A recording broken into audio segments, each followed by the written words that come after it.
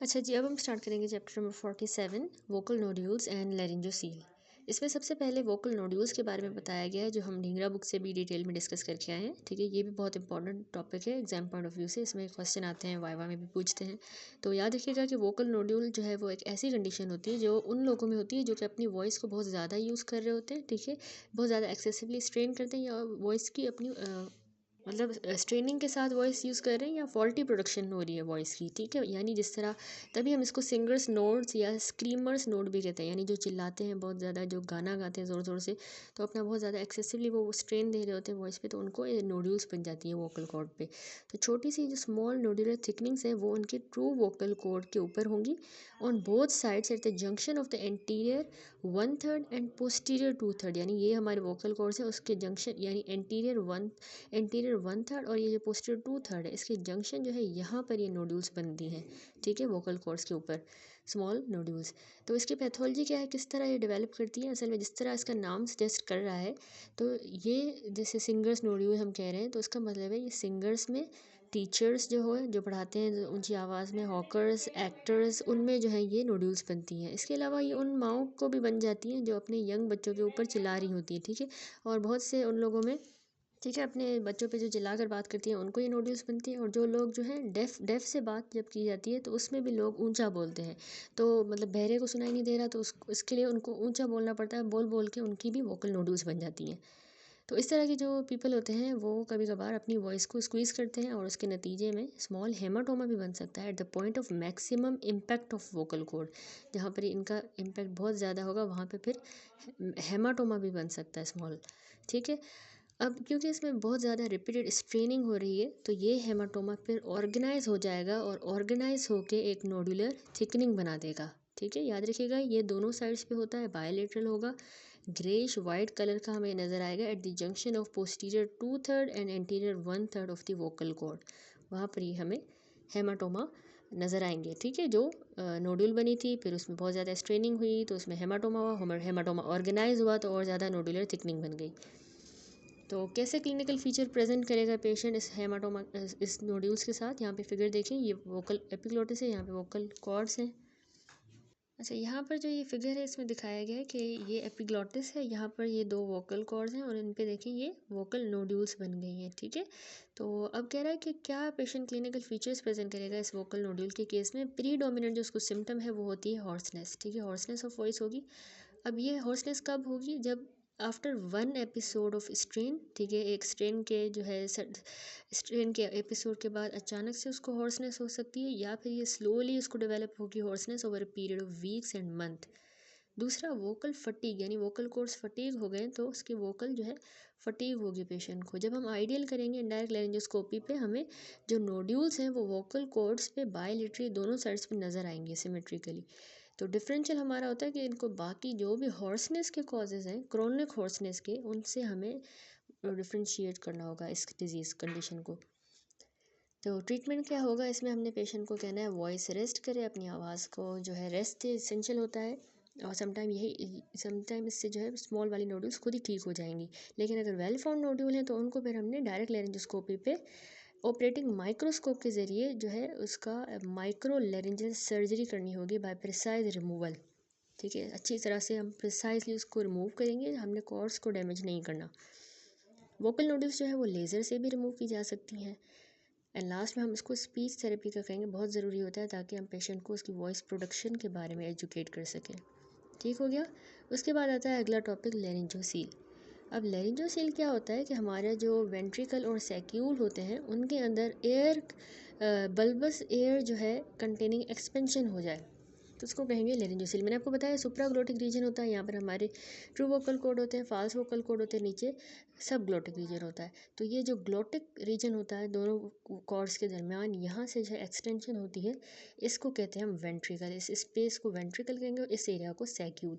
तो यहाँ पर ये जो बल्बस एयर कंटेनिंग इनकी एक्सपेंशन अगर हो जाए तो इसको लेरिंजोसील कहा जाता है। ठीक है, अगर ये कैविटीज़ जो हैं वो बहुत ज़्यादा एक्सपेंड हो जाएं, एयर कंटेनिंग कैविटीज़, तो उसको लेरिंजोसील। तो ये ज़्यादातर वैसे एक साइड पे होता है लेरिंजोसील, लेकिन ये कभी कभार बायलेटरली भी हो सकता है। Expiration against the resistance encourages the formation of laryngeal, यानी अगर कोई यहाँ पे फॉर एग्जांपल पैथोलॉजी हो गई, रेजिस्टेंस है और फिर जो है पेशेंट एक्सपायर कर रहा है उस रेजिस्टेंस के साथ, तो उस केस में ये जो है एक्सपेंडेड कैविटीज़ बनने का यानी लेरेंजियोसील बनने का चांस ज़्यादा होता है। इसके अलावा जो जिस तरह हमने देखा जो ट्रम्पेट्स बजाते हैं तो उसमें रेजिस्टेंस ज़्यादा होगी, तो उनमें, और इसके अलावा जो ग्लास ब्लोवर्स होते हैं तो उनमें ये लेरेंजियोसील बनता है। तो ये जो है इसको फर्दर हमने क्लासीफाई कर दिया है कि लेरेंजियोसील जो है 3 टाइप्स की हो सकती है। एक होती है इंटरनल, देन एक्सटर्नल, और थर्ड होता है कंबाइंड इंटरनल एंड एक्सटर्नल, या जिसको हम मिक्स्ड कहते हैं।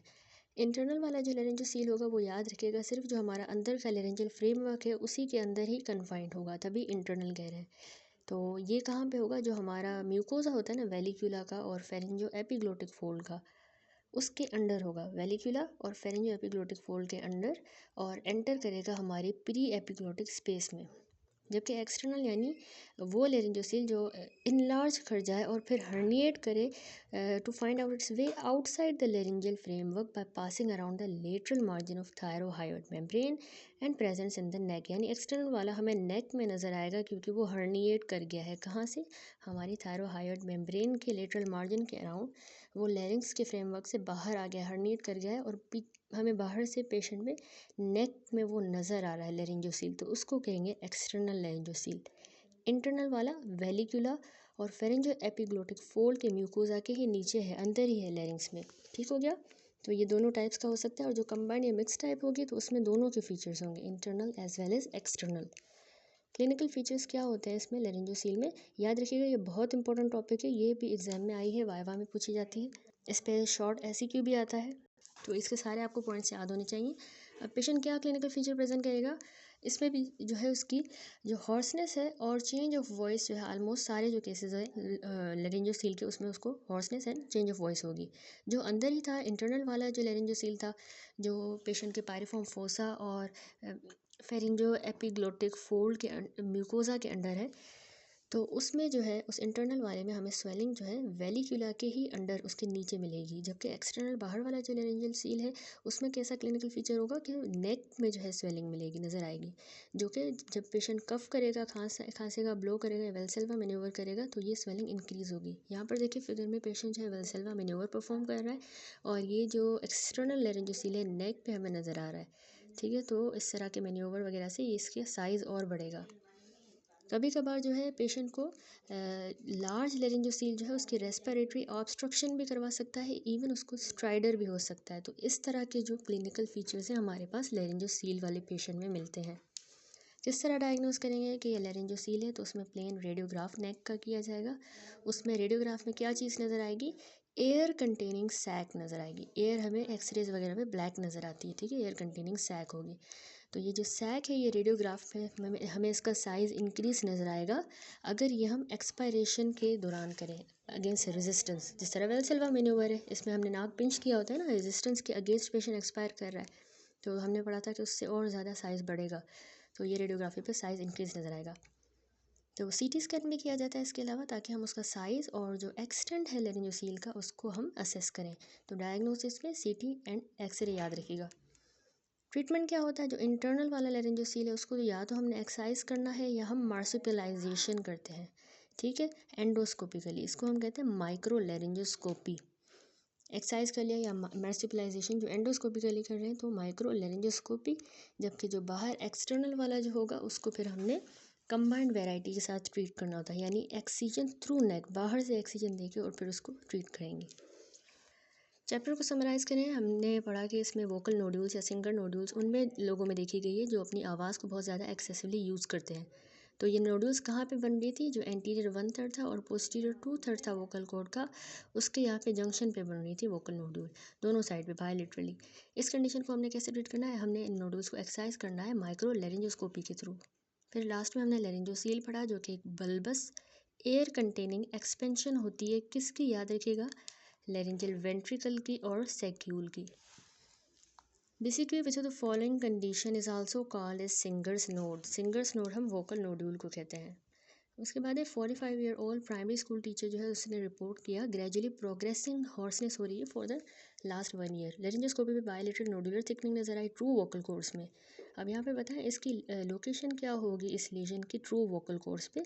तो हमने कहा एंटीरियर 1/3 लेकिन posterior 2/3 of the vocal course के जंक्शन पे ये बनती है।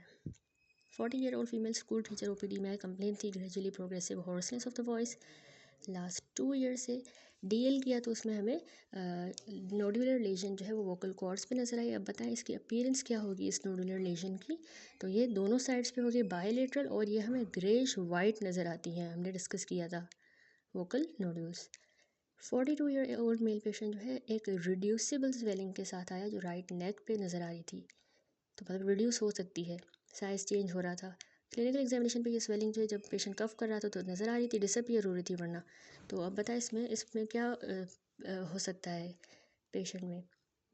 तो मतलब इसका प्रोफेशन क्या हो सकता है। तो हम ये लेरिंजोसील का केस लग रहा है, तो याद रखिएगा कि लेरिंजोसील जो है ज़्यादातर ग्लास ब्लोवर्स में होता है, ठीक है। तो इसके अलावा जो ट्रम्पेट्स बजाते हैं उनमें भी। That's it.